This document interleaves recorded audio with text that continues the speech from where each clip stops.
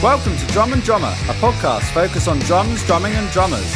I'm George Pickering and that's Ben Winty, and we are both professional drummers in this business we call music. So stick around and join us as we pass the time whilst trying to stay in time. Face down on a table for 5 hours yesterday. And how was the tattoo? Good, that's great stuff. Welcome to Drum and Drummer. Drum and Drummer. I'm George Pickering. That's Ben Winty.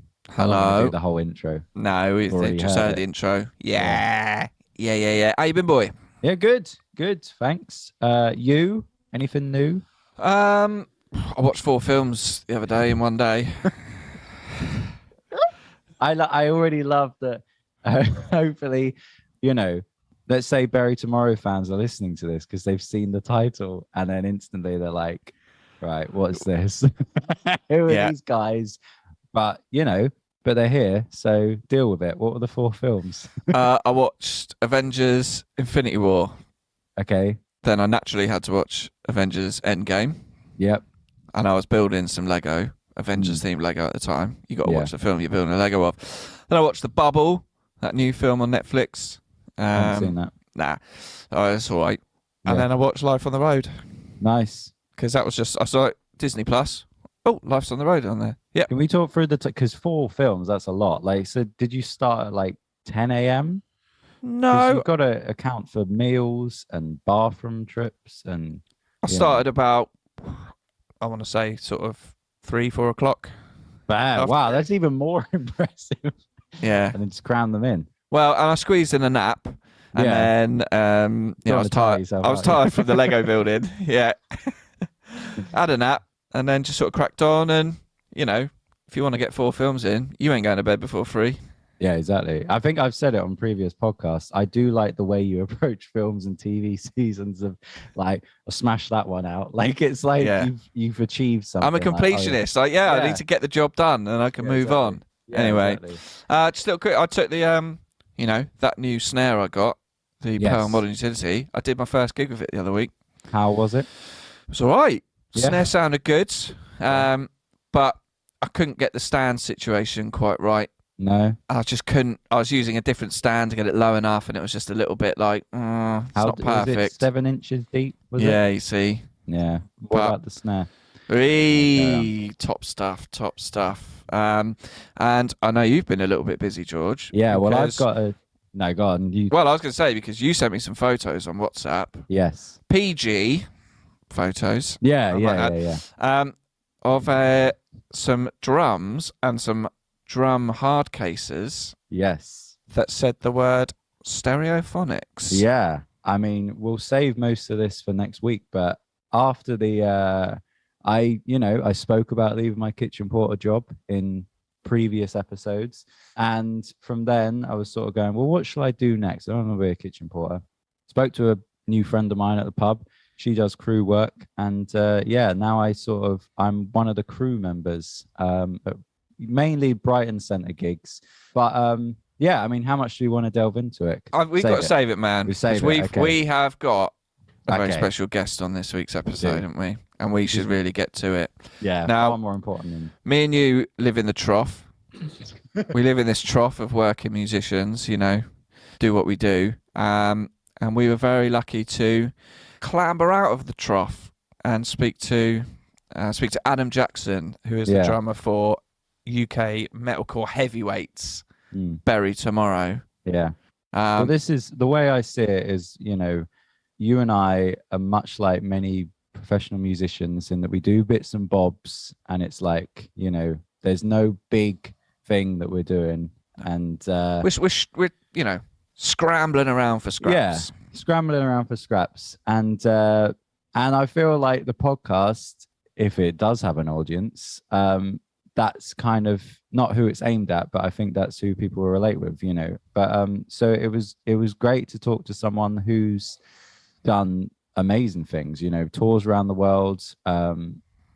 Just all the dreams you can hope for when you start a band, and it was brilliant just discussing the similarities between all drummers at any level. And it was just great to chat to him. As we've said, it gives a different dynamic, talking to someone that in depth about something. So to delve into specifics like SPDSX, backing tracks was great. But yeah, it's just good to fantastic. speak. Great to speak to someone like they've had such success as a band, and they've been going a long time, but they keep getting bigger and better.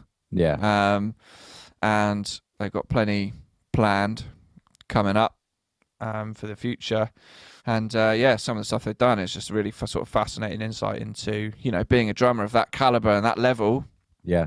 And somewhere that the majority of drummers aspire to be. And this guy's, he's living and breathing it.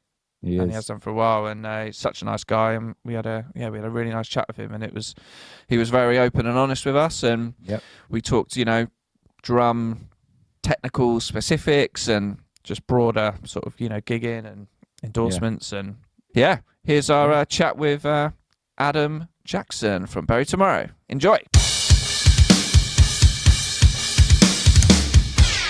Welcome, Jacko. Adam Jackson, welcome to Drum and Drummer. How you doing? Hey guys, all right? Yeah, we're very good. Thanks for coming on. No worries at all. First off, who are you and what do you do? So my name is Adam. I'm a drummer in a metal band called Bury Tomorrow. That's right, I'd say British metalcore heavyweights. Well, I wasn't going to say that, but I'm glad you did. Yeah. So we first met at my studio. I think it was maybe 6-7 years ago. Yeah. Maybe you guys were rehearsing here. And so I've had a little tiny insight into seeing your career as a band grow. And it seems to just keep going from strength to strength, which is good to see. Yeah, it has actually. I think that's one of the best things about our band really is that we've never actually dropped off.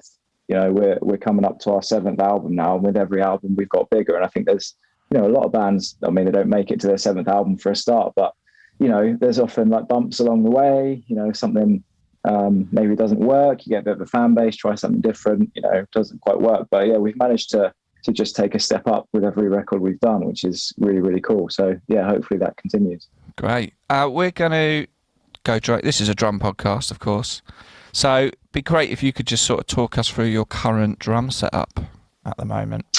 Yeah, so I play Natal, drums and hardware. I've been working with those guys for a good few years now. Had a couple of kits from them. I'm using an all maple setup currently. The first kit I got from them was a walnut kit, which I'd never used walnut before, but I just loved the natural finish. So I thought I'd give it a go. And actually it was really, really good. It's a little bit of a lighter wood, but it stood up really well, actually. It was a great kit. And then, just for my next one, wanted a little bit of a change. So just, went back to your standard rock metal setup with maple. But use Natal, as I said, hardware as well. Use all their stands, pedals. It's all Natal stuff, which is great.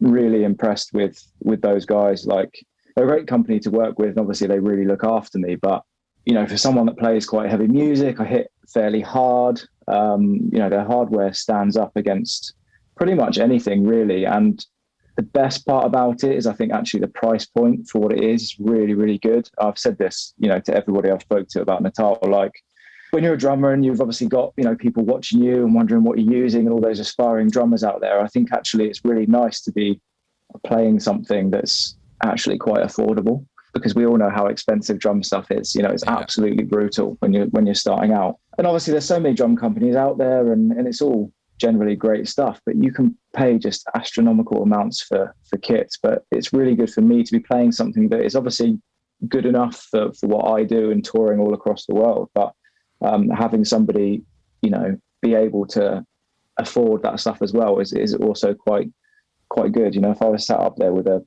£5,000 drum kit, it's not really going to be attainable for a lot of people. So yeah, they're a great company, and George, who looks after artists there, is an amazing guy to work with as well, which is nice.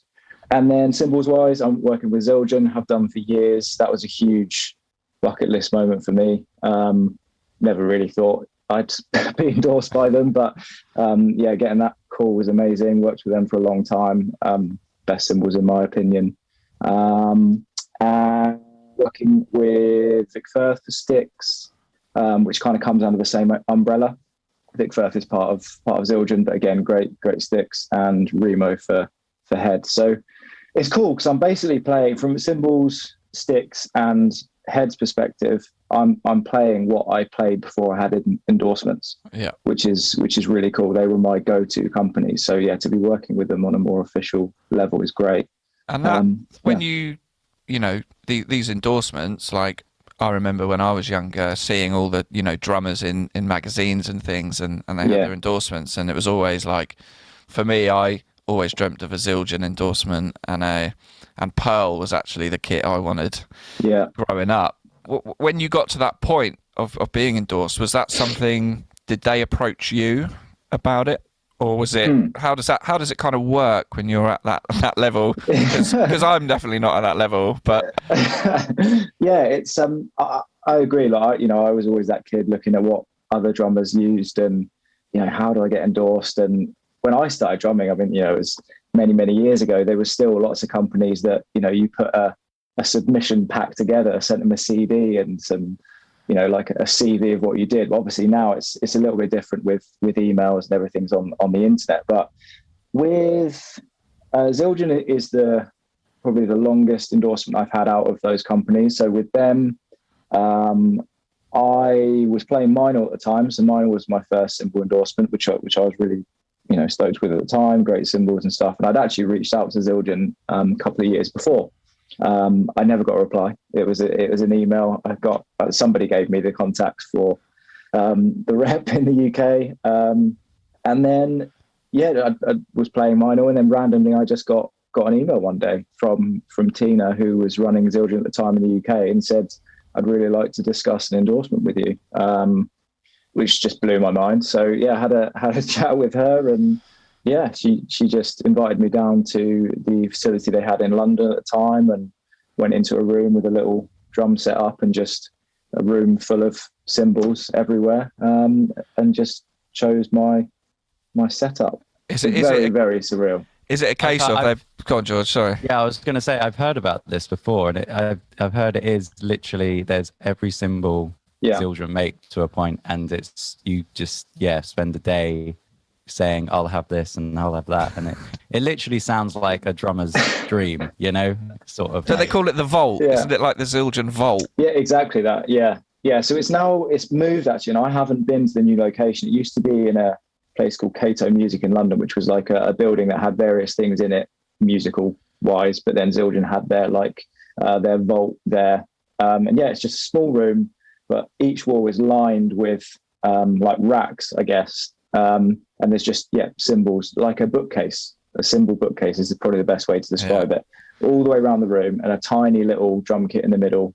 And you just basically just take cymbals off the shelf, put them on the kit, have a tap around, and just chose what I wanted. Obviously, I had a good idea what I was looking for anyway. I was very familiar with their stuff. But you just literally try whatever you wanted, and then came away with the setup. Sounds good, doesn't it? Sounds good. That's definitely a dream.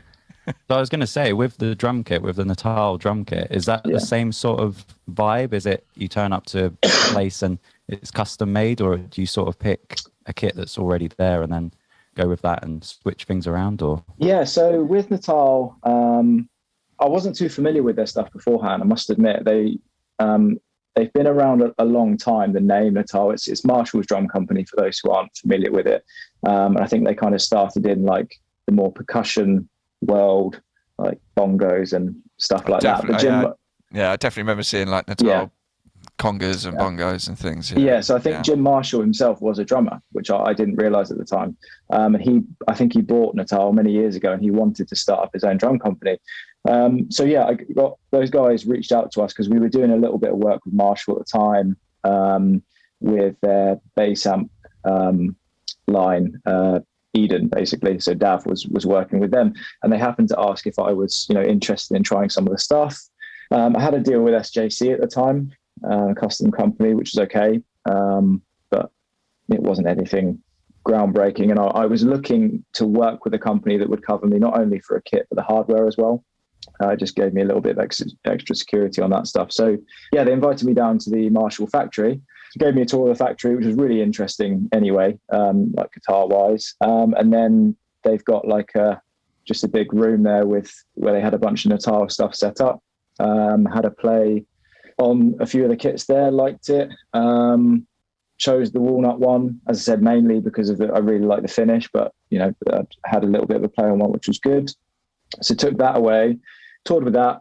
And then my most recent kit, the maple one, I knew I wanted to move back to the maple wood wise, but I worked with them on a more sort of custom finish, because I'm really into the wood grain, which is why I like the walnut thing. But I wanted to go for a darker kit, mainly black, but I still wanted to see the wood finish through it. So I worked with George and we did like this kind of satin stain kit. So they then built me the second one to my sort of specs, essentially, which is great. So I've been lucky enough to see your kit set up quite a few times at the studio.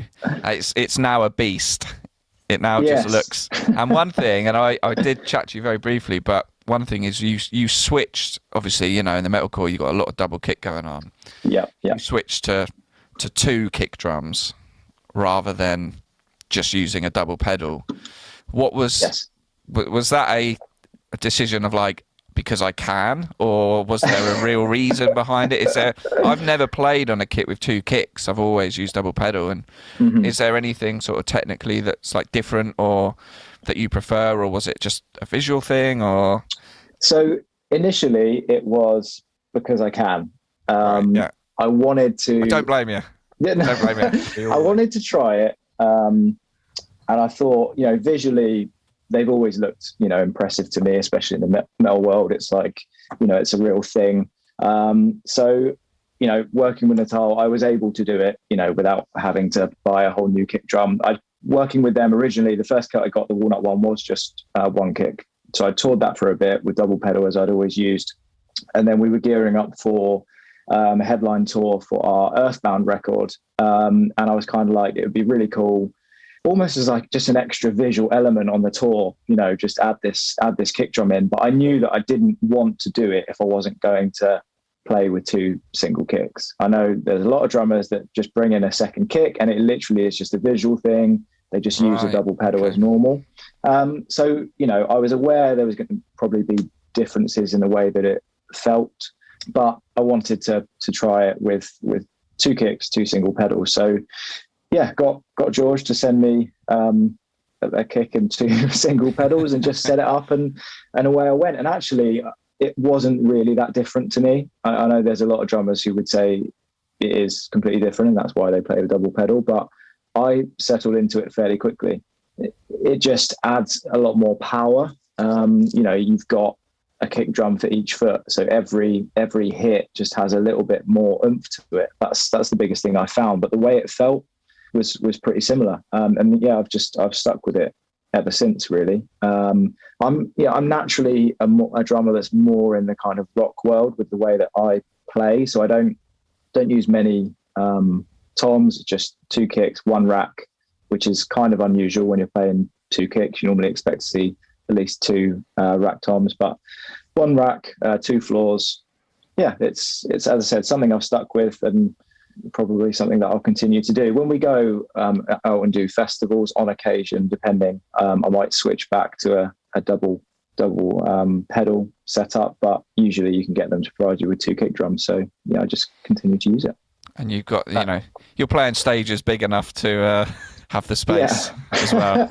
And that's the other thing as well, like space-wise, everyone kind of assumes it takes up more space, but the way that I have my stuff set up, I'm always using normally like a double tom stand for my rack setup anyway. So if I was just using a single kick, I'd probably have hardware and stuff where the kick drum would be anyway. So what I found is it actually doesn't increase the footprint that much. I'm still on the same drum carpet. So yeah, space-wise, it's fine as well. The only issue I have is because the way I play, I like to have things set out fairly far away from me. So I tend to extend quite a way off to the side. So depending on the drum riser size, sometimes my second floor and my last crash is getting a little bit close to the edge. But yeah, it works fine generally in whatever venues I've played.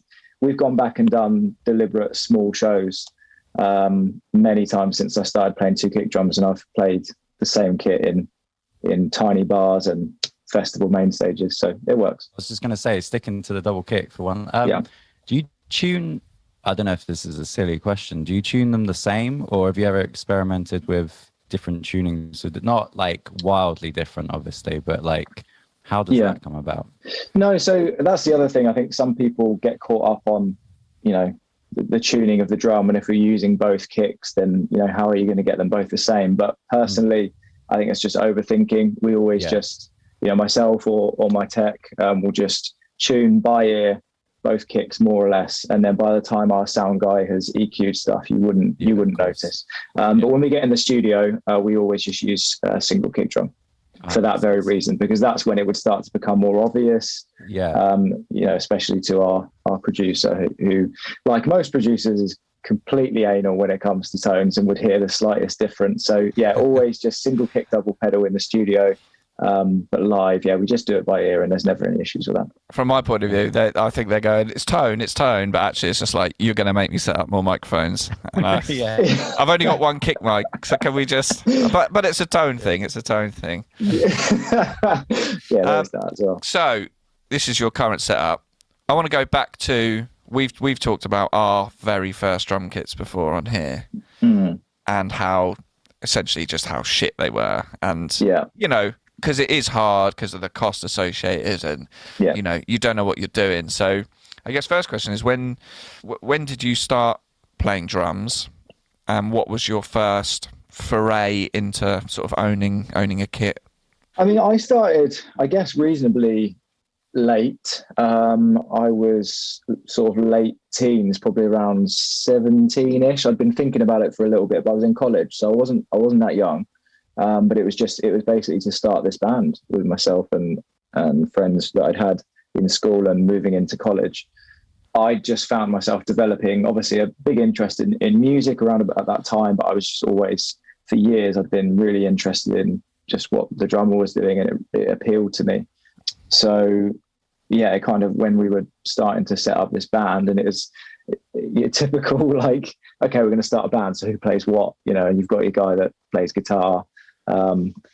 Probably find somebody who is maybe a failed guitarist to play bass, or, you know, somebody to do vocals, whatever. And I wanted to play drums, but I didn't have a kit, so I just got one literally to start this band. But I think I don't even remember the name of it. It wasn't a known drum brand. I think it cost about 300 quid, something from Asia. It was blue. Not great, but it's the colour that defines it, isn't it? Because I don't know what my one was, but it was white. Yeah, and that was what it was. Just a white kit. I couldn't even remember what the brand was. It was like a royal blue 5-piece. I think it was 14 snare, 12, 13, 16, and a 22 by 4 or 14 or 16 kick. But yeah, I mean, it was awful. But I just I was really into, like, all things drumming, you know, what my favorite drummers were playing, what they were using sticks wise, cymbals wise, heads wise. So very quickly I got some Remo heads and put it on that. You know, gradually started improving bits and pieces, but I had that for a while.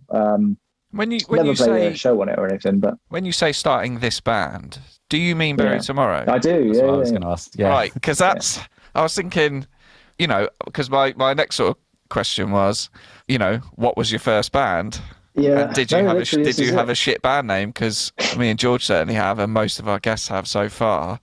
But it's kind of mind blowing. But you do see, you know, really successful bands, and you find out, the majority of them went to school together, and it was their first thing. And I mean, I've been in so many bands, you know, over the years, but I guess it's just quite amazing, really, that 17, we'll start a band, buy a drum kit, and here you are in the same band, just absolutely crushing it. It's definitely. I mean, you know, technically I'm the only original member left in BT, but the guys who are in it now, you know, I've been in it many years. So, you know, I started it with with great friends of mine who are still great friends of mine who were then in the band for a while, right up into kind of not that long before we did with our first album.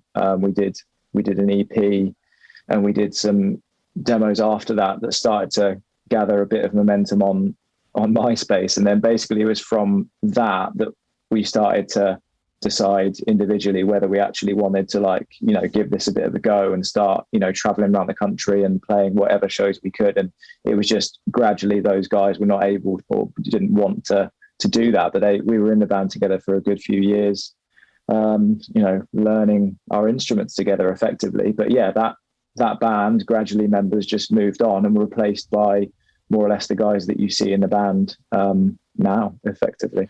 Yeah. What I was just going to say, so what age was it from? I mean, if you're starting 17 playing drums, and then to say the first recording of an EP, how long was that in between that? Because that's quite a jump from never playing drums to playing, you know. Metal, essentially. I mean, you know, we transitioned, like when we started jamming, doing covers, we were not doing anything remotely metal. You know, it was some 41 covers and some Blink-182 stuff and maybe Good Charlotte, you know, but it started to gradually progress into stuff with a bit of a heavier edge, you know, introducing like screaming and stuff, you know, coming across bands like Finch, Funeral for a Friend in the really early days, you know, big influences on what we were trying to do at the time. I don't even remember the year that we did our first like EP. I mean, for years we were just, you know, doing our thing, practicing every week, you know, dreaming of playing a show or, you know, the Wedge in Pompey, you know, that kind of thing. We weren't straight into like, right, let's go play shows. It took quite a while before we did, but yeah, we did our first proper EP, which by the time we were doing that had been, Dav was in the band, Dan was in the band, but we still had two of the original guys in there, 2 or 3, I think. But that EP came out in like 2006.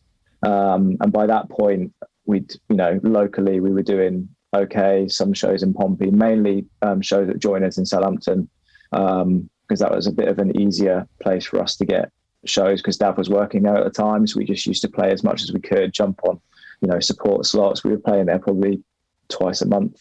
And then, from when that EP came out in 2006, it kind of just started to steamroll a little bit before we did our album, and the first album came out in 2009. So it's been a long process. You know, there's so many elements to it. And just, I think it's when I do things like this and you talk about like where you've come from, you kind of remember how long we've been doing this. It's like, it's been an absolute slog. And that's the thing, what people don't see is, you know, you kind of see from 2009, Portrait's first album, up until, you know, doing our 7th album now, but it's all those years that before that where we were doing so much stuff just to try and get ourselves out there. You know, we weren't necessarily formally releasing music, but so much work went into it, just living and breathing, trying to be like our favorite bands, essentially. Were you always called Bury Tomorrow, or did you have? No. So when we very first formed, it was Conspiracy Theory. That was the first band name. But then, Bury Tomorrow quickly came after that. I mean, I don't know, a year, maybe 2. I don't think it was that long, but yeah, it's been Bury Tomorrow for a long, long time. So jumping forward again now, and I think, you know, from the outside looking in, I'd say it was quite, you know, when I heard this, it was like, okay, wow. So you guys signed for Music for Nations, a division of Sony, I believe. Yeah. And I know before that you were with Nuclear Blast. I can't remember exactly at what period in your album cycle you signed for Music for Nations, but that seems like it feels like a big jump. Even though you'd been going quite a while and had success with albums, that seemed like, okay, you're going bigger again. And what was that kind of experience like? Of, I don't know, could you call it signing for a major label, or you know? Yeah, it is. It's definitely different because Sony is attached to all parts of it. You know, it's where the money comes from. The contracts you sign, we've got Sony Music UK on them, and that's where the money comes from. But it's, their offices are inside the Sony building in London. Until he split from them, it's where Simon Cowell's office was. It's the same building. So when you go for meetings there, it's this weird, like, sort of pop and everything else world, and then you're kind of like, I've got no idea why we're here. But I think I read on the Music for Nations website that they describe themselves as the naughty side. Yeah, exactly. Of Sony. They've got this little, like, sort of area they've got big sort of open plan offices, and they're just, it's a small team in a large building in London, effectively. Like the naughty corner of Sony. That's what they call themselves. So it'd been, obviously it's a label with a lot of history. Like, back in the day, they released a lot of really, really big, metal, heavy bands, heavy metal.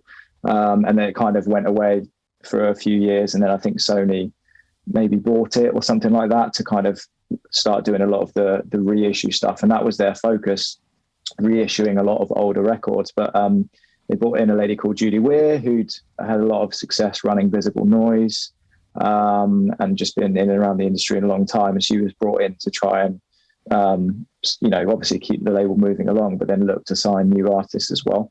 And we were one of the, if not the first, like, new signing that they made when they were looking to kind of push on. So it was an exciting opportunity for us. We wanted a change. We'd done Nuclear Blast, and it had done great things for us as far as, each album, as I said, had been bigger than the last, and they gave us a decent amount of support, and they'd got our name out there a fair bit, gave us the opportunity to release albums. But we knew we didn't want to do another album with them. The relationship had kind of run its course, and we did want to work with somebody that was going to put a bit more into the band. Our budgets had always been fairly limited, which, is fine. That has its advantages, because we were then selling, lots of albums, and there's less money to recoup. So technically, you make more money on royalties. But, we wanted to take our band to the next level. We wanted to have bigger budgets to do,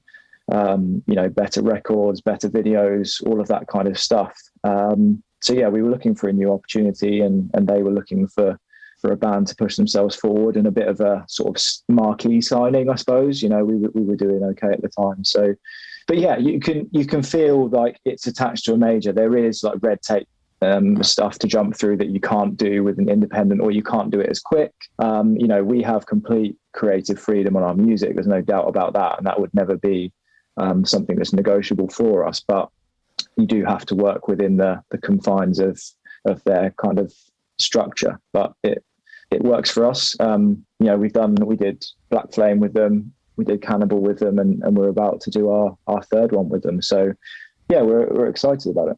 I guess at that point you'd been going for a substantial amount of time, and it's just kind of, I think, inspiring really, that even after that duration of being a band and doing such great things, that there is still another step you can go to. And I think it just shows the quality and the relevance that you guys have, that a label like Sony are like, we want to take these guys even further. And so you mentioned the next album, you just recently had a new single come out a couple of weeks ago, which is great. We both had a listen. I've since I met you, I've sort of like, I remember first meeting you and outside at the studio, and I was like, okay, these guys sound pretty good through the rehearsal room walls. And I remember having a chat outside. We have our moments. And not coming back after COVID, we didn't. Oh my god. Yeah. Awful. But then and I remember being like, oh, these guys sound good. So I looked you up, and I was like, okay, right, they've got there's a bit of a. I listened to your albums and just kept tabs, ever since. And obviously, I get to see you every few months and see your progress. And obviously, so this new single, I remember speaking to you when you were going to record, and you said this is the first time you were going to record a single that wasn't part of an album. Yeah. What was there a particular reason for kind of making that change and just thinking, was it, COVID pandemic, like we just want to get some new music out there without it being tied up in a bigger record? Yeah, no, definitely. I suppose it's interesting with all these things. Like it's a real moment in time for us. And funny enough, I did another podcast the night before we were about to release the new song. It's always interesting talking about things because you never quite know what's going to happen. And I didn't know then like whether anyone would even like the new song. So I sit here now and it's gone really well, which is fantastic. And I'm about to go and track the new album, but then equally, I have no idea how that's going to go down. So it's always going to be interesting to reflect on that. But yeah, basically it was something that we would have done anyway, simply to just bridge a gap. So, with the pandemic and everything that had happened, we ultimately needed to get new music out, whichever version of Bury Tomorrow it was. So ignoring the lineup change that we've had, we were thinking about how we could get new music out and how quickly we could do that. And obviously, doing a whole album is a big process. And although that was obviously on the cards, we wanted to do something just so we could get a track or two out to bridge a gap. And then obviously with the lineup change that we had, it became even more important for us. When we were going to announce that, everyone was kind of looking to see what we did next. And the first step for that was us coming back and showing what we could do live, which we did, from Slam Dunk Festival onwards, September last year. And everyone's like, okay, so they can do it live. The shows went great. And then it's kind of like, okay, well, everyone is even more interested to hear what they're going to do on record next. So we knew we had to get something out, and we didn't want to delay that. We wanted to get something out and, effectively prove or not to people that, we could still be a good band with the changes. So yeah, we went in November last year after finally getting to do the Cannibal release shows in the UK, which had been put off for years for obvious reasons. So we did those and then, went straight into the studio to record 2 songs, one of which obviously hasn't come out yet. I don't know exactly when it will, but probably in the not too distant future. But yeah, one of them is what became Death of a Colder, which came out about a week and a half ago. But yeah, it was just, we knew if we did that, we could get that track out. We could then have another song, in 2-3 months' time, whatever it might be, while we're doing the album, because it's going to be a while before that's finished and ready for people to hear, especially with these 2 songs. They were never going to be made into anything physical. So we didn't have any constraints when it comes to actually, CD or vinyl production, which adds a lot of time onto, releasing music. So it was only going to be digital.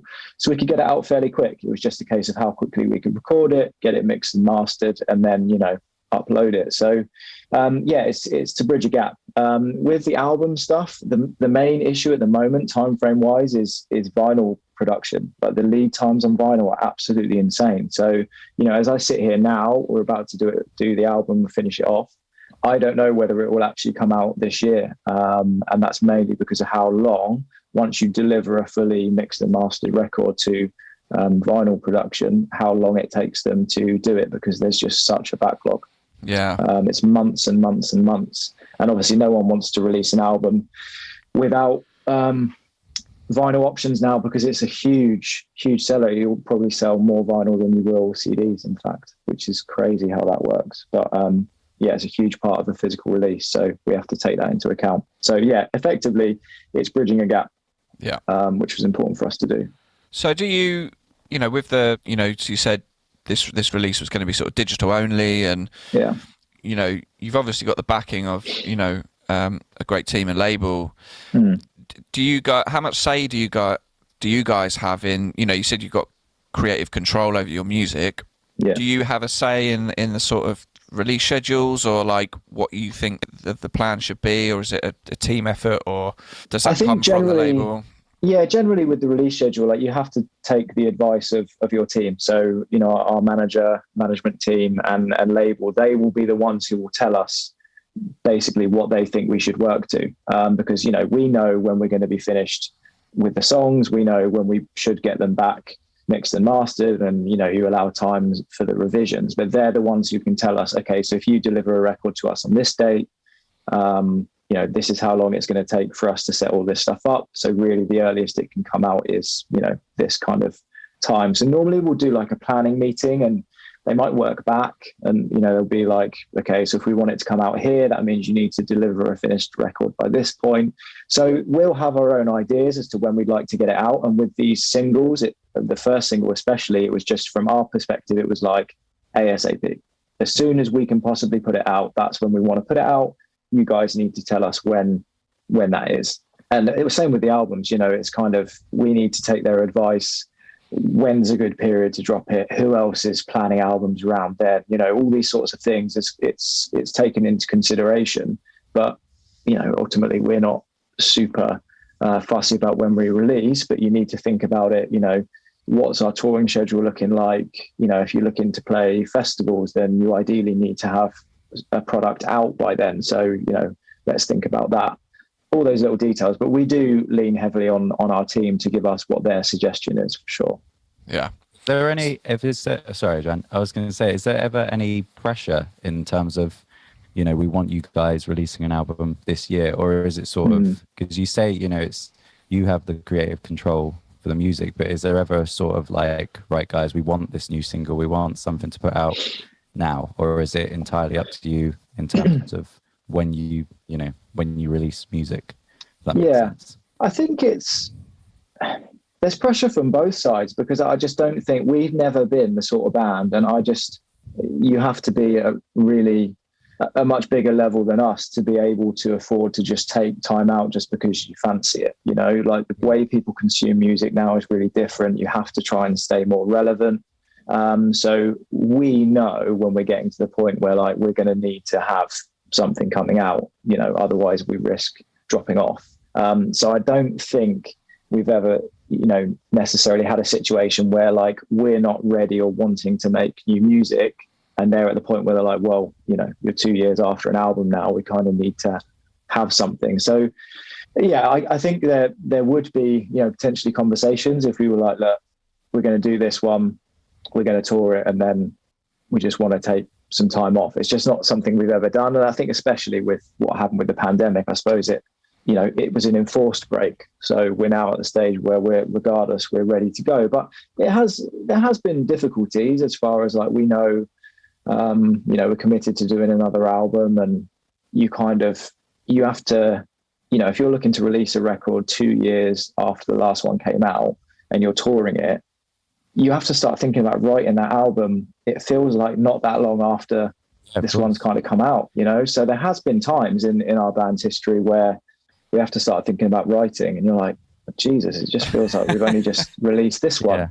And we're still in the process of touring it, but because everything's planned so far ahead, you have to start thinking about it a little bit earlier. But I can't say there's ever been a huge issue with, label wanting us to release something and us being like, we're not ready. They're pretty good with understanding that ultimately, if you want the best product, then there's not much use in rushing the artist, to just churn out whatever. It's, we take a lot of pride in what we do, and we don't want to release anything that's substandard. So I think they get that.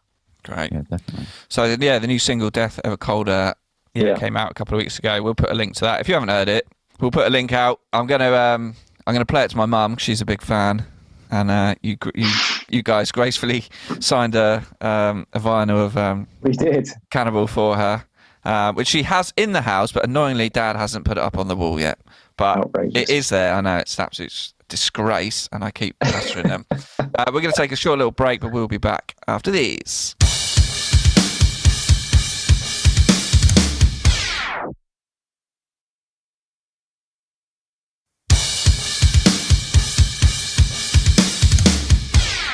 Welcome back to Drummer and Drummer. We're here with Jacko. Yes. So, you took the lead for a second. I did. I do apologise. Actually, no, it's okay. No, that's why we work so well as a duo. Yeah. Right. We carry on with the album talk. Yeah. So you're in the middle of working on this new album.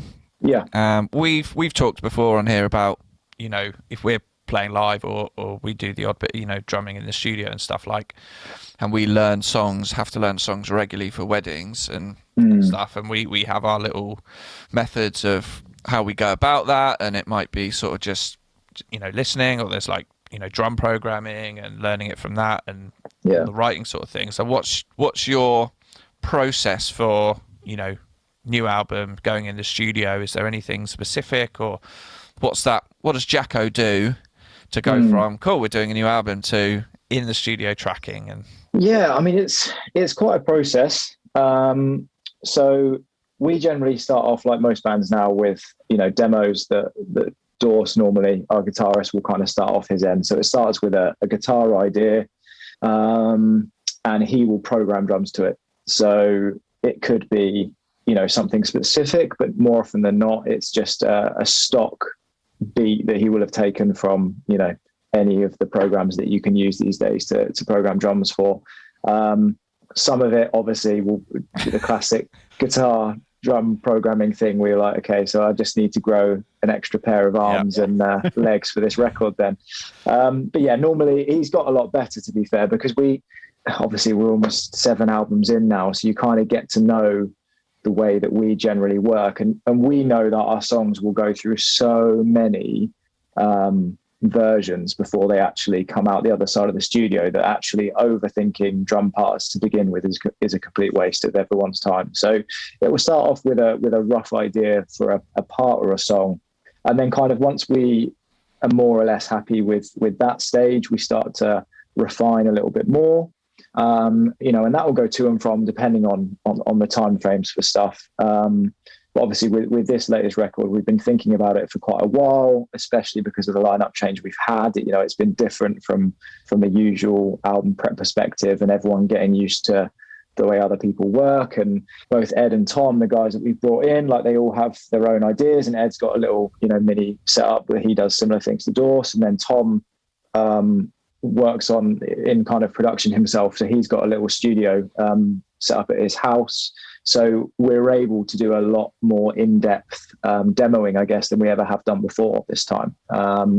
And this time as well, Dan vocally started doing stuff at home. So actually our demos this time are less just musical pieces, which they normally are. We go into the studio and then, it gets refined and vocals go on top. But now we're talking about demos that have vocals on as well, from both the guys. So it's a lot more thorough process. We've got a much greater grasp of how the song's potentially going to sound straight away. But then we will take it into conversations with our producer Dan, and we'll do a little bit of kind of virtual pre-production. He'll have a listen, give us some initial points as to what he's thinking, and then we go away and refine stuff even more.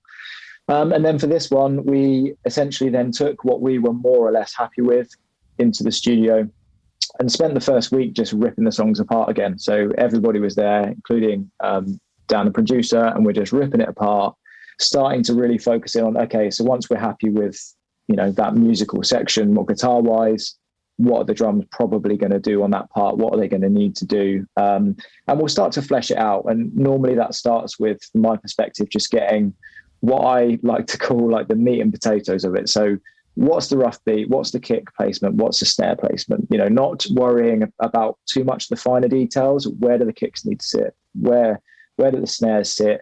Maybe thinking about, different cymbals, but it's just getting it start to sound a little bit more normal as opposed to, all over the place.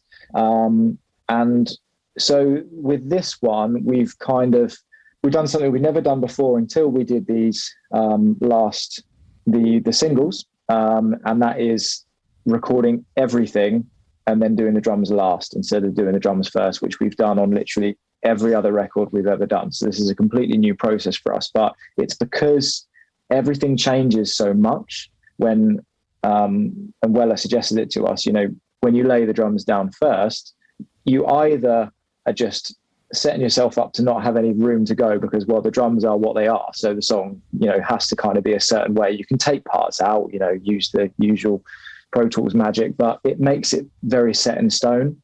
Yeah. Whereas our songs are developing so much as we go through the studio, it makes sense to kind of just have everything, us know exactly what the guitars are doing, what the vocals are doing, and then make sure the drums tie in with it properly at the end. Is there a programmed drum beat that when you're recording vocals and guitars, is there like a program drums that you're tweaking as you go? Exactly that, yeah. So we've programmed stuff out to give the kind of rough feel with what we think the kind of pedal patterns and snare placement needs to be. And some, like as I go through, if I hear a particular feel that I think I'll probably want to do there, I'll program it in with Dan. But apart from that, I will leave the transitional parts to when I'm actually recording it, because a lot of time, you can't replicate exactly what you're going to do and how you're going to feel when you actually sit behind the kit.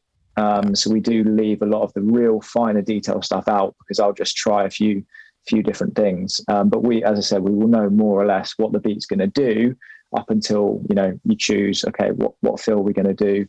But stuff just develops all the time. So but we've programmed out, and the guys have been tracking guitars and vocals to program drums, and then we will lay down the actual drum parts next week, basically. Throughout the period of, from the guys sending you demos and that sort of, it's just such a common way of working now, where people are able to do things at home, and you can just ping around, and I've done that with friends of mine, and for me now it's been really helpful, like actually programming drums out first, and then you have got that option. If the song changes, well, cool, I can just shift the program drums, and then so when it actually comes to tracking drums, although they might be the first thing that go down, the song's been through enough revisions that we know, that what we're putting down is pretty much good to go.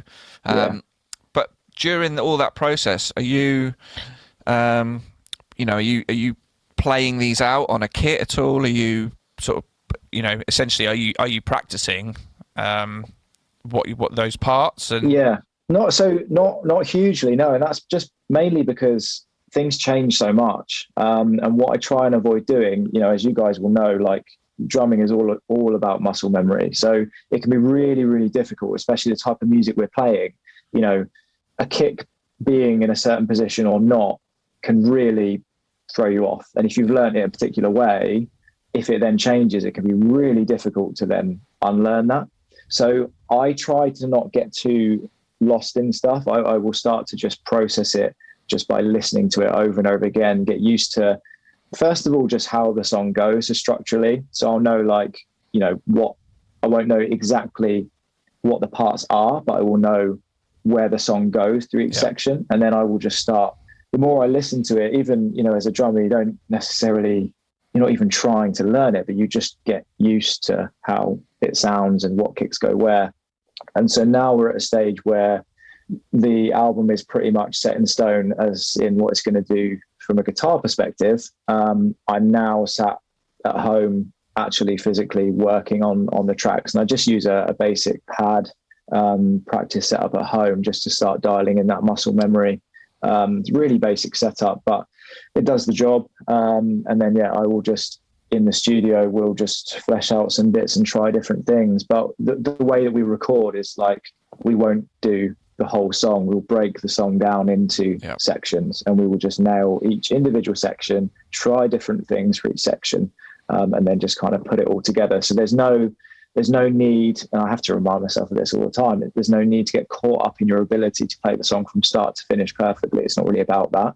And part of the fun of it is, we think it should sound a certain way, and then as soon as you sit down behind a kit, you're like, you know what, this just doesn't feel right. And there's all sorts of things, like I'll program out parts with Dan. I'll be like, that's how it should go. And then I sit down behind a kit, I'm like, hasn't got enough feeling, feels like it should do this, feels like I should do that there. And it's a very collaborative process with everyone as well in our band. Like everybody's got ideas for each other's stuff. So, everybody in the band's got ideas about what they want the drums to do, which, can be difficult to navigate sometimes. But, I've got opinions on the vocals, on guitars. I wouldn't be able to play it, I wouldn't be able to sing it, but I've got an idea of, the sort of thing that I'm hearing. So it's a very, very collaborative process. And Weller as well is fantastic when it comes to drum, like hearing what it should be, simplifying or not, dependent.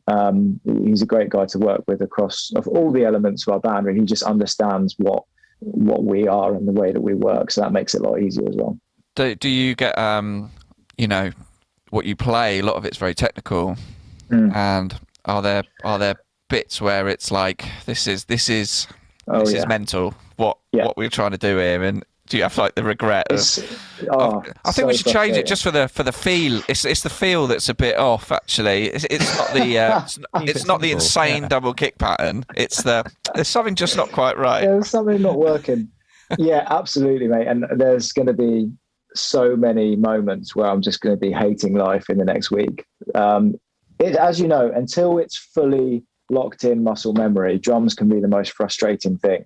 And you'll look back on it, and I'll look back 2 years down the line when we've been playing these songs live, and I'll be like, this is the easiest part in the world. Like, why was this ever a struggle? But it can be difficult. Yeah, there's some parts where it's like, I don't need to overthink it. That's just a beat, that more or less anyone can play. I don't need to learn that. It's like playing chords on a guitar. You don't need to learn that part.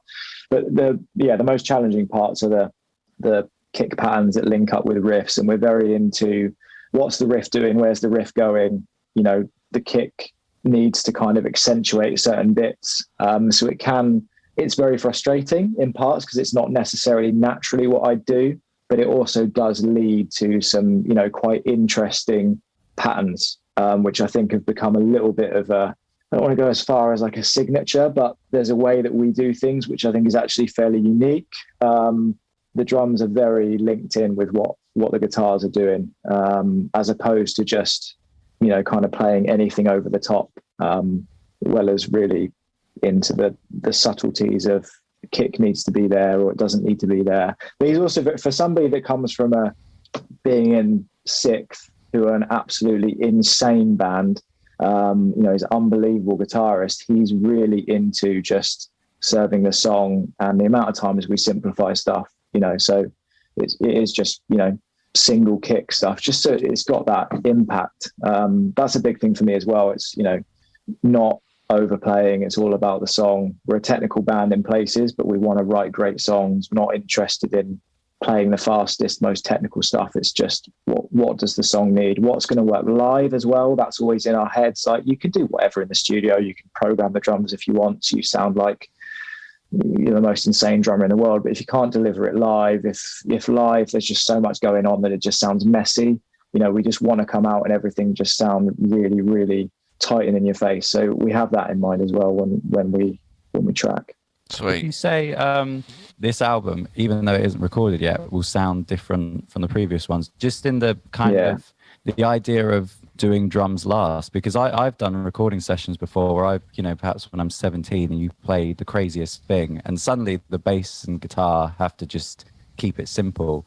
But because you've, allowed the guitarist to have that freedom of, the drums aren't done, so we can go anywhere with the riffs and the parts. Yeah. And suddenly you're following the guitarist. Yeah.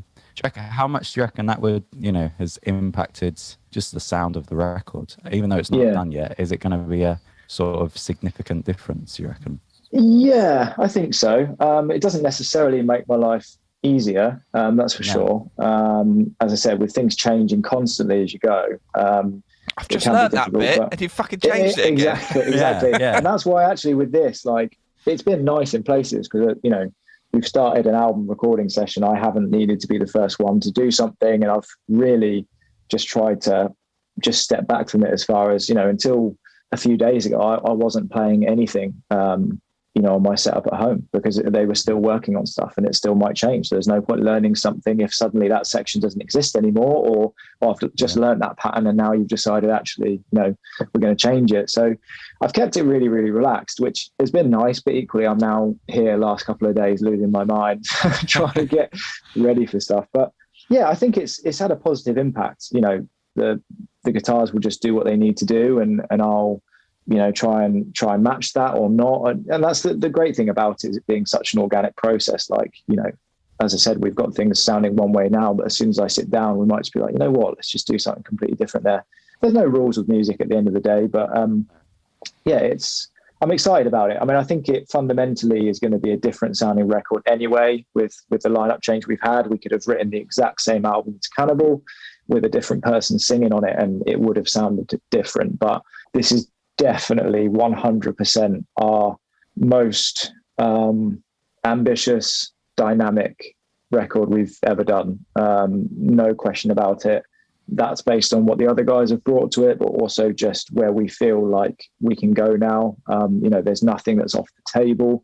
We want to do stuff that, is going to sound like us because that's what we do, but we're also doing stuff that is really different, stuff we've never done before. And I guess people will as like a cohesive thing.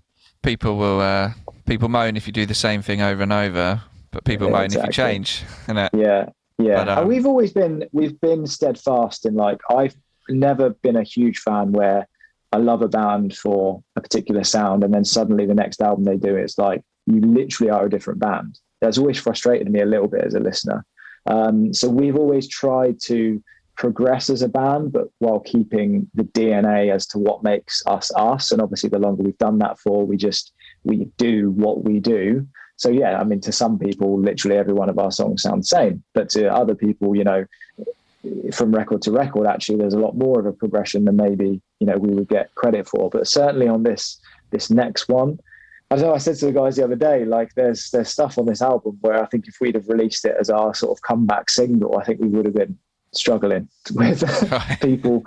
It just would have been too much, it was kind of like a sensory overload when they've heard us sound a certain way, especially vocally, and you put a different vocalist on it, immediately it's like, it's not even that it doesn't sound good, it's just like, it just sounds different. So I can't understand whether it actually sounds good or not. But yeah, there's a lot. We're trying a lot of different things. But as I said, making it a cohesive album and that kind of takes you on a journey as well. So we're really happy with what we're doing. But I suppose the proof will be in the pudding when it comes out. I'm sure it'll be a delicious bit of pudding at that. Yeah, I hope so. So I know George is fascinated with playing live and touring and that sort of thing, and I know he wants to pick your brains a little bit about. I just want to delve in because obviously that's how I've met you guys. Every now and then, briefly, while working at the studio, when you perhaps come back from a tour or go on a tour. I even remember I spoke to your tour driver for about 4 hours once, just because I was fascinated by everyone who'd driven around and stuff. But I mean, first of all, should we go into best gigs? I don't know where to begin. Well, I mean, you've played. There's a lot, pretty much around the world. Yeah, like I remember seeing you like, oh, where are you off to this time? And it's Europe, and then there was I think you went to Australia for a big chunk of time, and you've sort of gone everywhere. Is there a broad question, I know, but is there a particular place where you're really excited to go back to, or anywhere that you've maybe not been that you'd like to go and play? Yeah, I mean, look, given what's happened the last couple of years, I think we're just looking forward to getting back out again. Had a little taste of it last year and it was great to be back out and playing shows. So obviously getting to go around the UK again is going to be great. Our first show back, and it wasn't supposed to be this way, but our first show back is main stage download, which is not ideal.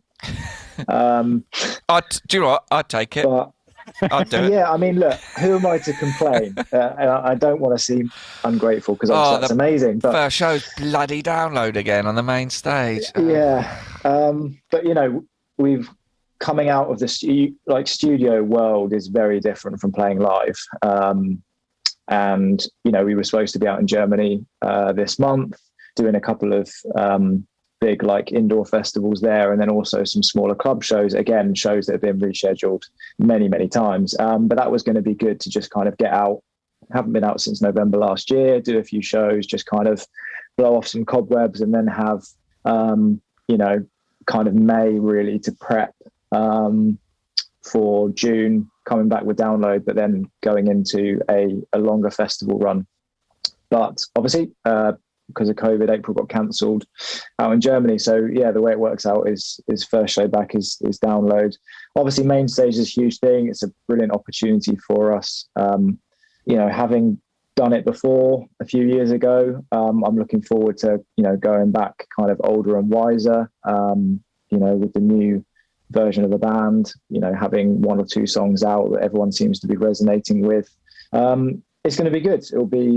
It will be special for sure. So I'm looking forward to that. And, I'm certainly planning on trying to savor the moment really, because that's one of the things that's difficult with shows sometimes, especially the big ones, and I will be super nervous for it. And sometimes you just want to get up there and get it done, don't mess up whatever you do and just get it over with. But something I've been trying to focus on the last few years, especially, is just, while I am up there, just try and really savor the moment, because we are getting to do stuff that so many people don't get the chance to do, not just playing shows, but, Download main stage, third, fourth on, whatever we are. I mean, it's ridiculous, really, considering where we came from. And, I just wanted to play a show a few years ago, and here we are. So it is mad. With your royal blue drum kit, you wanted to... Exactly, yeah. Yeah. How do you deal with nerves? You said you'd sort of be nervous for a show like that, main stage Download. And yeah. Is there anything you do to, like, deal with that? Because, me and George play weddings a lot, and whilst the majority of it is absolute walk in the park, sometimes, we got to play first answers, and there's still, like, you still have a bit of nerves. And I'm just wondering, I chew gum. That seems to help me a little bit. I just wondering if you've got anything how you sort of deal with that, nerves, pressure. Does it get to a point where you're like, well, once I'm behind the kit, I know what I'm doing, or is there anything that you... Yeah, I think a mixture of everything. And again, it feels a little bit different for us now, like coming back. It's when you're kind of mid-cycle and you're playing shows fairly regularly, maybe you played your last show a month ago, like you come back into a practice room, it's like riding a bike, you're good to go again, your set's generally dialed in, you might just move stuff around. So, if you're doing big shows, then that's, we put a lot of pressure on ourselves, and I put a lot of pressure on myself, which is why I do get nervous before shows. Like the bigger, the more nervous I get. But, with us coming back for Download, having not played a show ultimately since the previous November, as I said, studio is completely different. Like, I'm going to be petrified for it, no doubt. When we came back to do the first shows with the new lineup at Slam Dunk, like, obviously the new guys coming in were terrified because, they've done shows before, but it was a step up for them. Ed hadn't played a show in years. Tom was used to playing like pubs, more or less. So it was a huge step for them, and obviously they feel the pressure of they're aware of how big it is for us. And we were just terrified coming back that, whether people would like it or not. So I remember there was this period, like, we'd done loads of prep. We were as prepared for it as we could be. And that's an important thing, obviously, practicing.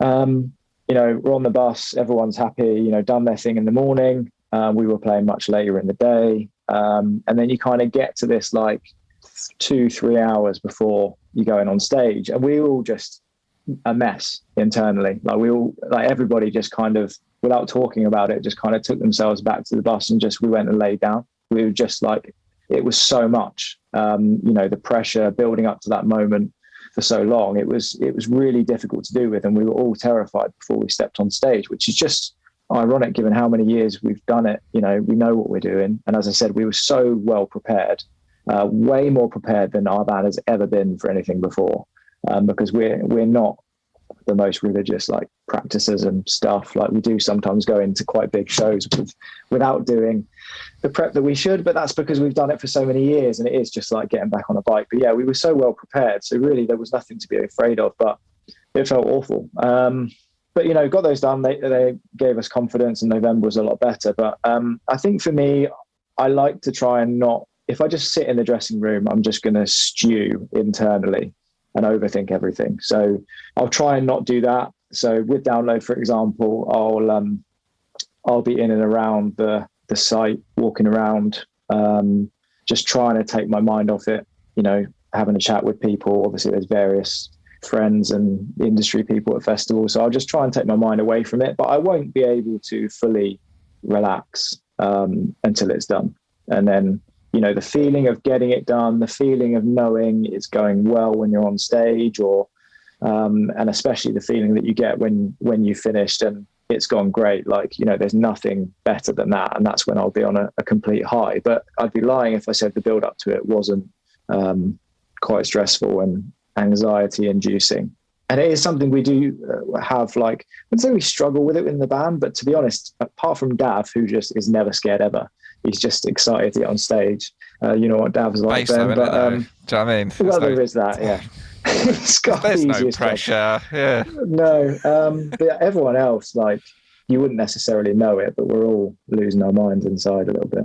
So so does it help that everyone is kind of equally nervous, or did you say it's sort of more internal, so you might not perhaps know? Does everyone think everyone else is fine? Yeah. And then it just takes one person to go, do you know, I'm shitting myself. And oh, thank God for that. Yeah, so I think normally you wouldn't necessarily know, and I think that's why I mentioned the slam dunk thing, because you could tell the fact that we all went and literally had to have a lie down. It just got too much for everybody. But normally everyone's doing their own thing. Sometimes you wouldn't think people are that nervous.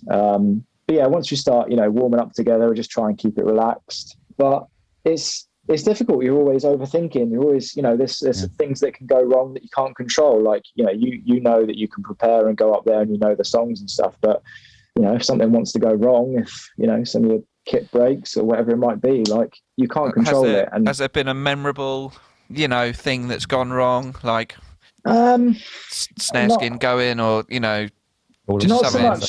Not so much recently. I mean, there's one that I always remember, like many, many years ago, we supported Bring Me the Horizon at a venue called the Brook in Southampton. It was when they were just really starting to explode around about their second album, I think. And we were opening just a Southampton show, weren't doing a tour. And I was sharing a kit with the opening band on the tour. Which was fine. Obviously, this was a huge deal for us. Like, we'd done loads of practice, whatever. Like, right, sold out show. This is great. And I remember they were quite a DIY hardcore band that were on the tour, and his kit was not great. And he had the kick drum head had a split in it that he just repaired with gaffer tape, but it was right where the beater hits, where you would expect it to split, I suppose, but he just gaffer taped it up. So I hadn't thought too much of it, to be fair, but we'd sound checked and it was all right. Go up to play this show, and very quickly my beater starts wearing away the outer layer of gaffer tape and just obviously revealing a very sticky substance. So I played this show where there was points where I just went, and then the beater just didn't come back. Oh, wow. So I'm like stamping away on a pedal that's just stuck to the head. And I'm like, you're kidding me. This is the biggest show of my life. What is going on? But yeah, it was a complete disaster from that front. But I think the most recent time where something went really wrong, but we ended up completely getting away with it, on the last headline tour we did. I use currently my SPDSX to run our clicking tracks. And while we're playing, the cable to the DI box just popped out. So the click and tracks went from my ear. And I'm playing like, oh, shit. Now, obviously, when you play to tracks, things are going to drop in and you have to be in time, otherwise you're in trouble. So I'm like, oh, my God, what do I do? So I'm looking at my drum tech, like, why is it cut out? And I'm thinking this is going to be a total disaster, because if we figure this out, either we don't figure it out and so we're going to miss out on, stuff, but, we're still playing, not the end of the world, or this could come back in and stuff is going to start triggering all over the shop and it's going to be a nightmare. We smashed the cable back in, and to my surprise, I was bang on. Oh, look at that. Amazing. Straight back in. And I'm like, you're joking. And all these people out front, it was in Germany, no idea. But that was internally, I was dying. But yeah, that was the last time something went really wrong, but it ended up not actually being a huge issue, fortunately. But that sort of stuff happening is a nightmare for me now, especially where we have moved to like clicking tracks, because we didn't do it for years. I didn't play to click live for years. And that was one of the best things about it, not having a click, not having the tracks, is if something goes wrong, we could just style it out, stop, do a circle pit just randomly, whatever. But now it's kind of, everything is a lot more regimented. It's all part of a show. And obviously it adds so much to how we sound live. Me just playing to a click. We don't use tracks for like any instruments. There's no vocals on it. It's nothing like that. It's just like electronic ambient moments to make it sound a little bit bigger in places. But the click side, obviously has made us sound just a lot tighter. So it's been integral, but it doesn't give you that flexibility if something does go wrong. So, when we're preparing for these big shows now, that's always just such a worry for me because I can't control it. You can set up as much as you want. That's why I like drums, because it took out the cables. There was no. Yeah. And now, I've played shows to clicks, whether it's like I've just made something running from the iPad, or it's a bit more of a proper thing, and that sort of worrying is like, this is why I did drums, so I didn't have to worry about all this shit. And now, definitely.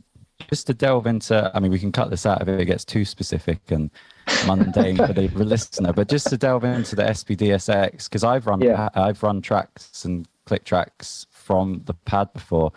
When you start the backing track, is it by literally hitting one of the pads? Yeah. Is that because I've done that, and it can be, I've sort of felt it's risky, if you've got like the track on pad 1 and then like some sort of sample on track 4, it's I've had it before where when I first started doing it, where I started the track, and thankfully we were only rehearsing, and it was the first time I played with an artist doing this, and then we started playing, and then I went to hit the sample and I started the track again, and it was just the worst, most embarrassing. So is it I'm not even sure what my question is. Basically, it's like, has there ever been, something like that happen, or is it kind of? No, like... so we it was important for me when we were setting it up, and we thought long and hard about, how do we want to do it? Obviously, a lot of people run a laptop setup. There's various different ways that you could do it, and we kind of wanted to. We asked around, and the SPDSX it's not the version that everybody uses, but actually it's a pretty robust way of doing it, because they're designed to be hit. Laptops and stuff, a lot of big artists, you've literally got you've got a MacBook Pro running, and then you've got the reserve MacBook that will cut in if it goes out, and the setups get absolutely mental. Obviously that wasn't something we wanted to do initially when we started out with this. So got the SPDSX, but basically you have the first 2 pads. You're right, this won't make sense to a lot of people listening to this, but the first 2 pads, we basically link up. So you've got one that's running the click and one that's running the tracks, and you can sync them together. So I then have nothing else on any of the other pads. So I don't trigger any extra samples. It's all done just via the tracks. We then take all the samples off. So there's no danger of me hitting something and making random noises. I'm just imagining that the other pads have got Casio keyboard sort of samples, like a helicopter and a dog woofing, and 1, 2, and you're just playing big old main stage festival show, and suddenly you just get the woof, woof, woof, woof. Yeah, exactly. No, so we've taken away that, and so I will start the track. I won't even hit it with my stick. I will just hit the top left pad, and then that starts the track off for everyone. We have some tracks that run straight into each other, varies depending on how we want to do it, but there's no other samples than any other pads, and I don't hit it at all for the rest of the song. And then we just, once that song or that set of songs is finished, I will then move on to the next channel. So each song has its own individual thing, basically. We just do it that way, which works. We are about to actually change. We're going to stop doing that and go to a more pro setup, which I actually have no idea what it is, but Tom's sorting it out. So we're going to stop doing that. But it's been really good for the last few years. As I said, that time when the cable just popped out of the DI box, which, happens, it's not let me down at all. We had a power cut on stage once, but everything went out. So what can you do? But it's been I would recommend it actually for anyone that's looking to run a reliable click and track setup. Well, even just in terms of how you said, it's more robust. And I think it just feels cooler to start a track by hitting something rather than pressing space bar on a Mac. And that's the thing with the vibrations on stage. The SPDSX is designed to be robust, and you're supposed to be able to give it a whack with a drumstick. So it's on a wobbly riser, it's not going to trigger anything. And you can obviously adjust the sensitivity as well, so we make sure that's turned right up. As I said, with a laptop, like, you know, the majority of big artists will have your laptops like side stage. It's all very self-contained. But, you know, if you're looking at doing stuff on a slightly smaller stage, or it's next to the drummer, like, I don't know, what if someone throws a beer and it goes in a laptop? You know, you could spill something on the sample pad and you'd probably be fine. So it actually makes a lot of sense. And I have seen people have pretty established artists do the same thing, but they just will have it. So the drummer's not doing it. You've got to play that guy at side stage who's doing the samples with on the Roland. So yeah, as I said, we're going to be moving to, I won't be doing it anymore, which is one less thing for me to worry about, which is nice. But yeah, it's served us well, actually. Put the pressure on someone else to hit the button. Yeah, because it's like, I was always best placed to do it because I can assess whether people are ready. And, you know, if people have got an issue, I'll probably know, or they can let me know just to hold off on starting the track. Because I always thought the last thing you want is a guy at the side of the stage who's just starting a song, you know, when your pedal's hanging off or something. It's like worst case scenario. But yeah.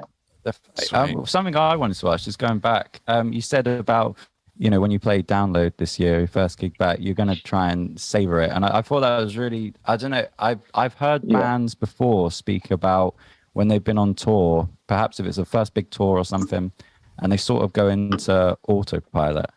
Is that something that you feel, is that, first of all, is that the reason why you want to kind of perhaps savor it a bit more? Because maybe, you know, it can sort of just become a mess. You know, I've never been on a big tour myself, but like I can imagine one day bleeds into the next and you sort of get to the end and go, what was that? Is that sort of where it comes from? Sort of going, okay, I'm playing Download, let's try and remember this. Or... Yeah, exactly that, really. And for many years, it was just about getting up there, getting it done, don't mess up, you know, try and have fun while you're doing it. But I can't think that ever really came into it. It was just about, you know, don't let yourself down, let's put on a good show. And where this stems from is when we got asked to open main stage Reading and Leeds, which is obviously a huge deal. Another thing that I never thought that I would do. I was so terrified to play that show that I literally went into it, and while doing it, it was just about, just don't mess up, like head down, you know, just trying to focus on what I'm doing. Almost didn't want to look up because it would then remind me of what it is I'm doing, you know, and it would just scare me even more. And we got those shows done, and obviously it was a great experience and everything, but I didn't feel like I savored it. And, you know, kind of in the aftermath, it became clear that, like, you've just done something that the vast majority of people only ever dream of getting to do, yet you haven't enjoyed it. And that really doesn't make any sense. So I said to myself, the next time I get the opportunity to do something like that, you need to just appreciate it as it's happening. And there's always going to be pressure. I'm always going to put pressure on myself to perform. So essentially, we then got the chance to do Download main stage for the first time, I think maybe a year or two after that. And for a start, I was still terrified, but I was more comfortable because we'd done more. You know, I'd done Reading and Leeds main stage, which at the time was the biggest thing we'd done by a long way. So I wasn't, you know, a seasoned festival veteran at that point. By the time we came to do Download main stage, we'd done more festivals, and it was a huge deal for us, but I felt more comfortable with the thought of doing it. And so, yeah, I just remember during that show, just taking the opportunity to, once, you know, I was relatively happy that things were working, we were playing okay, just, you know, looking up, just taking it in, because it's such a mental thing to do, you know, seas of people. And yeah, I really took a lot from that. So it's something that I've tried to carry through, you know, any kind of the bigger festivals especially, but, you know, big headline shows, just like have a look and kind of survey how mental this is, really. And so I would encourage anyone to do the same. I don't think that's necessarily unique to, you know, just when you play huge shows, but you just need to enjoy what you're doing. And whether that's, you know, 50 people in a bar or it's 50,000 people, whatever, just savor it, because you might not, you know, get the chance to do anything bigger. You might, you know, a pandemic might happen. You might never get the chance to do it again. You know, you just never really know. I think it's important that people really do, you know, live life to the fullest. It's not just about the music. I think it stems from an attitude of just trying to not have any regrets in life in general and just enjoy yourself. Yeah, so it's something that I've carried forward, and I'll definitely make sure that I think about it next time we're on those stages. But yeah, it's been something that I've thought about a lot for the last few years. It's really important because, you know, this train keeps on rolling, but it's going to stop someday. You know, I'm going to want to look back on it and remember things. And there's lots of what we've done where I've almost inadvertently just blanked it out because it's just been, let's just get through it. So that's why it's nice to have these conversations sometimes, because you kind of get so reflective, like you remember how much like we have achieved. It's absolutely insane. And we're very grateful for it. It's taken a lot of work, obviously, but it's nice to actually just reminisce from the royal blue unbranded drum kit in Conspiracy Theory to mate, exactly that. album number 7 in one of the UK's biggest metalcore bands. It's I'm a very normal guy. I'm a drummer that's learned his craft, but just by being in this band, I've got loads of bad habits. I'm not an incredible musician, but we've come together to create like this thing that's just got completely out of control effectively. I mean, whoever would have thought I'd be doing the stuff that I've done, that we're planning on doing? It's just, and you know, anyone listening to this should take heart from that. Like, you know, you got to put the work in, but you can achieve anything really if you put your mind to it. So yeah, it's pretty extraordinary. I'll say one more thing. I think that, you know, when you will look out at those crowds now, and it is sort of like, I guess it's almost like a celebration of like, look at what we've done, you know, rather than like, I'm scared and you finish and you go, that was horrible. It's sort of like, even just in terms of like this album, playing that album live, you know, you'll go like, wow, this started from that coming out of the pandemic, and then we recorded it and now it's out, and now it's like, just to sit back for a second and go like, oh wow, look at what we've done, you know. I think there's going to be more of that with this one as well, because we did, you know, come from a position where we were very, very close to not doing this anymore last year, you know, with the decisions that we had to make. You know, I didn't think I would still be doing it, in all honesty. So I think this album and the cycle that, you know, we will embark on afterwards, I think it's going to be extra special because of that. There's a lot of stress and worry that's kind of gone into it. Not necessarily about, you know, the album we're going to make, but just what would we do? Do I want to do this anymore? Can I do this anymore? And coming from a place where literally we were like preparing for the end, you know, we were on 2 or 3 calls with our management agent to discuss how we could bring this to a close, because we knew, like, you know, you couldn't just stop it and not play another show, but also the shows need booking and planning properly. So we were discussing what maybe we should do, what we could do, what the time frame would be. So like those discussions were being had. So like this was very close to being done. And that's why it's really important for whatever happens now, for us to just enjoy it, because you never really know. And it's just really nice that we found a way through that, and everyone's just in a much better place than they were before. You know, proud of the music we're making, and been able to turn this around, especially with, you know, this song now being out, and people, like, the reaction it's got is absolutely unbelievable. It's as big as anything we've ever dropped before. So to come out of that, making the changes that we made, to still be a band that, you know, like hundreds of thousands of people seem to care about. I mean, it's just mad, but we're just very grateful for it. So we're trying to just enjoy it and, you know, work as hard as possible so it continues, basically. That's great, man. Yeah. So we've had Death Over Colders out. Maybe there's another single. Yes. Yeah. There'll be festivals, tours, and the new album coming out. You said maybe 2023. Yeah. I think at the moment we're looking at early 2023, and that's mainly because of the vinyl lead time. Hopefully it comes out this year. But the main thing is we're going to have, you know, new music dropping throughout the year because of the way we've set it up. Shows from June, festivals.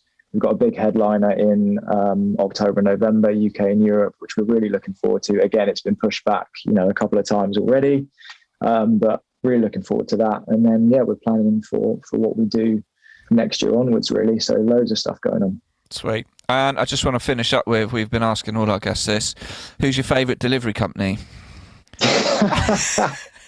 We've had many chats on there in the early days of this podcast, deliveries, and there's delivery companies. You order something online, you get the message, and you're like, yes, it's being delivered by this company, or you get the, oh god, it's being delivered by this company. Have you got a favourite? So I think normally I'd say DPD are pretty consistent. Yeah.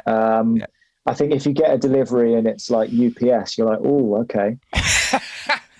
Yeah. I'm living here. This is nice. And then I can't remember what they've changed their name to, but obviously Hermes, absolutely not. Yeah. That very much seems to be the common That's the general take. Yeah. I don't know if they changed their name just to be like, oh, it's not us, and then everyone. I think they have. It is you though. It's got a bad rep. Yeah. It's just a new name. Sweet. Another one for DPD. That was a great question. Sweet. We'll put a link to all your stuff, obviously, but a lot of people have heard of you guys. But thanks so much for joining us, mate. Yeah, thank you. Yeah, thank you. No worries. Thank you for having me. It's been a real pleasure to have you on. Yeah. Cheers, guys. Appreciate it. So there we go. That was our chat with Jacko from Bury Tomorrow.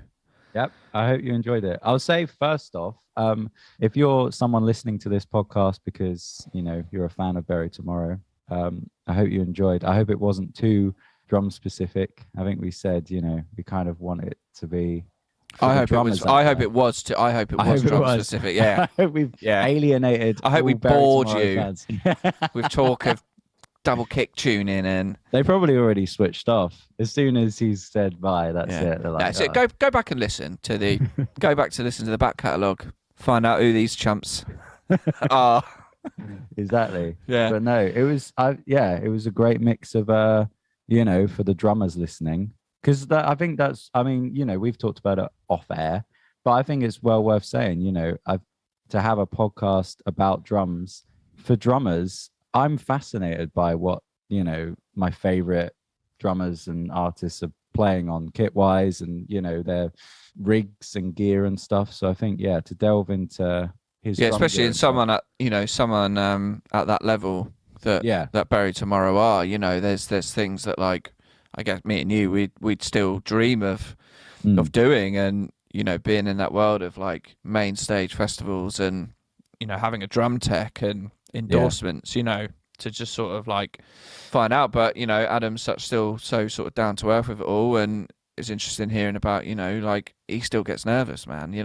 Before a gig, and yes, it's a big gig, but that's natural with with most performers. And very, very grateful for him to spend the time chatting to a couple of twats like us. Exactly. Yeah.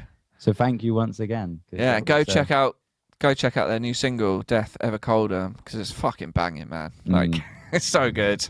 And they're just a great band, and it's and I still can't get over the fact that that's his first band. Like, that's basically the fact. He didn't start playing until he was 17. No. And then I just set up a band. Yeah. And then there you go. Exactly. And it was really nice to hear at the end that he's sort of, enjoying it more. Not perhaps, just taking the time to be like, we've worked so hard over, whenever they formed, age 17 to now, it's, I guess, it's quite a while, nearly 20 years. Maybe, I think 2006. Yeah. It's coming up to close to 20 years of being in a band, and it's like to just sit back and for a second look out at a festival and go, look at how far we come. I thought that was fantastic thing to hear. And thank you once again. Well, you know what time it is. Oh, is it time? It's time. Oh, I can't believe it's time already. Shit. Oh shit. Here we go. God. It's Tom of the Week.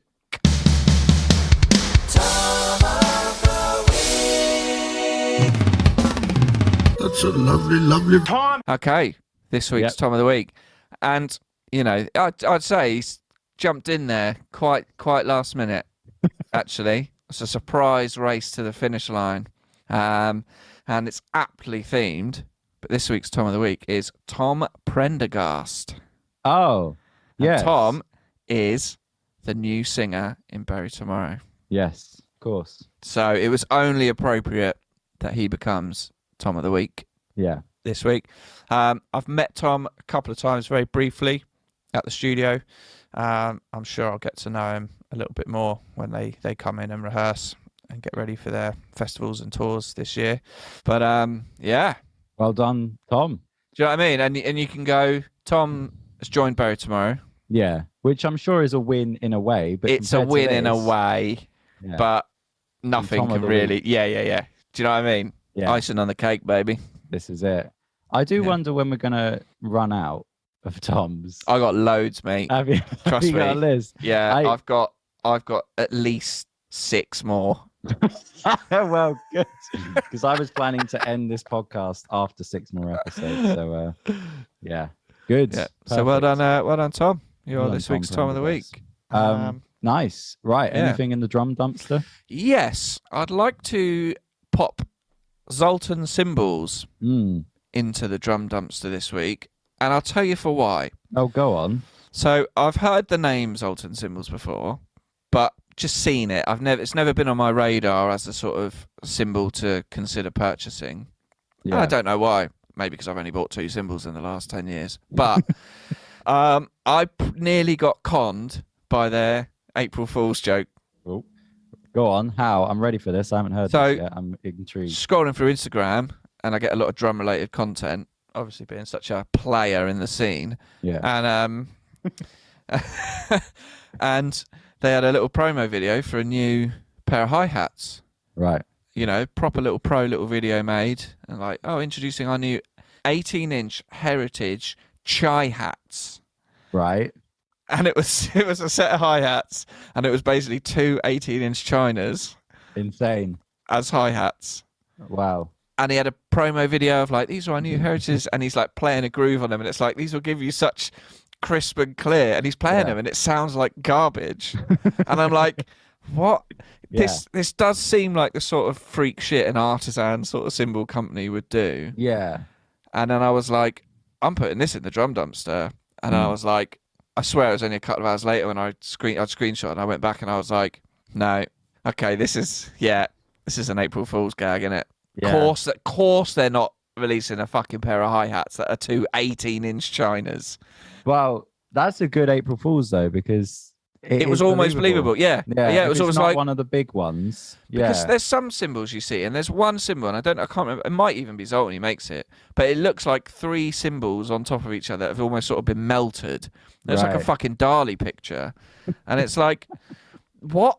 And I swear, actually, I saw a video of Ash Sohan playing, and he had one of them, and it's like, is that what, any like good? as a stack or? Well, it looks like it's a sort of almost like a pre-made stack. Oh, okay. Like it's a purposefully made thing, and I don't know if I can. Is it okay? We can leave it for next week. Yeah, I'll just cut this out anyway. No, I was thinking that. I was like, I don't mind if there's a silence now. Cool. I can't find it, but I will find it. Yeah. But we'll you put just it on sort of next like, week. yeah, that is the sort of. Yeah. Because I've actually recorded someone here, and he had 18-inch hi-hats. Yeah. And you're like, what? Yeah. Really? What's the point in that? Do you, also, this isn't drum related. This is April Fool's related. Do you feel like April Fool's is sort of becoming less of a thing? Like, I feel like that's why it's even more like, oh, wow, is this real? Because I swear when I was a kid, it was such a thing. Like, go to school and it was like, maybe it's because you're at school and it's like, oh, April Fool's, I don't know, whatever you do when you're 7. But trying to think of something witty and biting, like you're a bit. But yeah, I don't know. This year, no one fooled me. I don't fool anyone, you know. I think it, like a lot of things, I think a few years ago, it got taken over by corporations. Right. Who would then all do their sort of April Fool sort of corporate jokes. Yeah. You know, like McDonald's would be like, oh, we're releasing this new burger. And they put so much sort of effort into it that they really make it look real. Yeah. And then everyone sort of did it. And when you got Barclays doing a fucking April Fool's joke, you're like, oh, piss off. Yeah, literally. It became too corporate and commercialised, and everyone's like, we're done with it now. I remember, do you ever go to Seven Bone? Do you like Seven Bone? Yeah, I've been a couple of times, yeah. They did one a few years ago, and I think, it was when it was new to do that, and they pretended they were being taken over by Burger King. And it was so well done because they made the burgers and they did the new branding and they said base. I think it was after COVID. They said, unfortunately, due to COVID, we've had to partner with Burger King, and the best bit was like they said, the only legal agreement is that we have to put tomatoes in our burgers, which we don't usually do, but you can choose to have them on the side. And there was like so many just details to it. I was like, this is real. And no one was going, guys, it's April Fool's. And I was like, fuck, they've actually. And then you realize, and then I think they did a post the next day, like, nah, we're good, we're fine, we got the grant, baby. I don't know, but yeah. And I think people go, sick of the corporate. I got taken over by the corporations. It's not cool anymore. No, like everything. I nearly got conned by Zoltan Symbols, so well played, because you go, could be a thing that someone's obviously already done it. Do you know what I mean? Someone for a laugh is like, oh, what if I did this? And you go, no. When you said you nearly got conned, I was expecting it to be like you paid some money. I thought that's where it was going. You're like, I saw them and thought, yeah, I'm going to use them on wedding gigs. And then I know. Bought them. But almost like, oh, that's weird. Yeah. And then you're like, oh, no, it doesn't exist. Exactly. Like, good. Yeah. Good. Because that's mental. Because it sounds like shit. It'd be funny if it was, I'll say one more thing, if it was almost like to test the waters. They were like, someone goes, I've got a great idea. And they go, well, we'll do it on April 1st. Yeah. And then if it's good, then we've got if people go, oh, I'd love to try that. Yeah. And then we can think about just drilling a hole in a couple of Chinas. Yeah, but if it's shit, then they can be like, oh yeah, April Fools. Yeah. That's how to do anything, I reckon. We should have announced this podcast on April the 1st. If it went badly, But Zoltan Symbols, I'd quite like to have a little bit, have a little bit more of a in-depth look at what they offer. Why, what have you got to take me away from Zildjian and Sabian? Yeah, because mean? that's the thing of custom drum brands. They have to have that. What was the one we were talking about last week? Varus drums. There was Varus a couple of weeks ago. Yeah, and it's they have to have a sort of an angle that's, you can't just have a bog standard, kit that looks like a, classic school Pearl kit. It has to, the artwork or the lugs or just something to make it go, oh wow, I'm gonna, get one of these, because you are taking a risk, Yeah. Why should I not buy Coke or Pepsi? Yeah. What's your cola offering? Yeah. Cadbury's or Nestle? Well, Tony's Chocolate Factory or whatever it's called. Why am I going to go to you? Do you know what I mean? There's big boys out there for a reason. This is it. Yeah, there are. Do you want to live in a world without classic Coke? Yeah. Anyway, probably time to wrap it up. Let's promote some shit. Yes. Seeing obviously, more people, if you're still with us. If you've never heard Bury Tomorrow before, go and have a listen. Yep. Go and check them out. Drum Coach Online.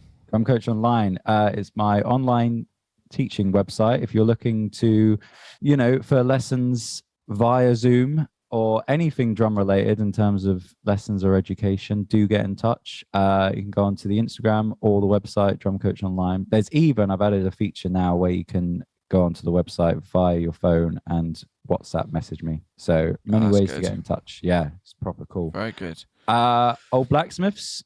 Yeah, still here. Yeah. Amazing. And is that it?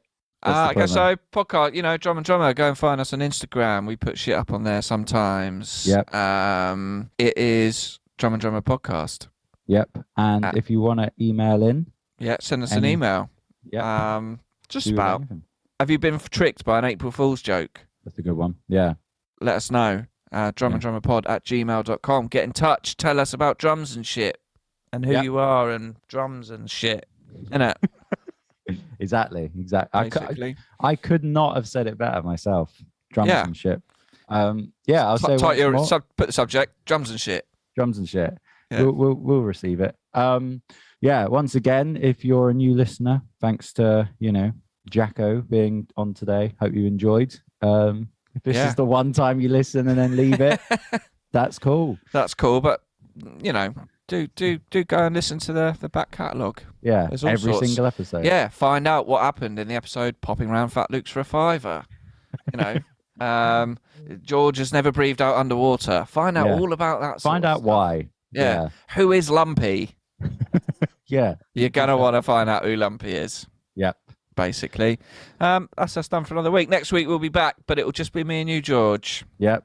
No guests next week. No. We're just going to have a catch up because there's been lots going on It has. in our world of drums, jobs, gigs, all that sort of thing. So we'll have a good old chin wag then. But Cool. for now, bye-bye. Bye-bye.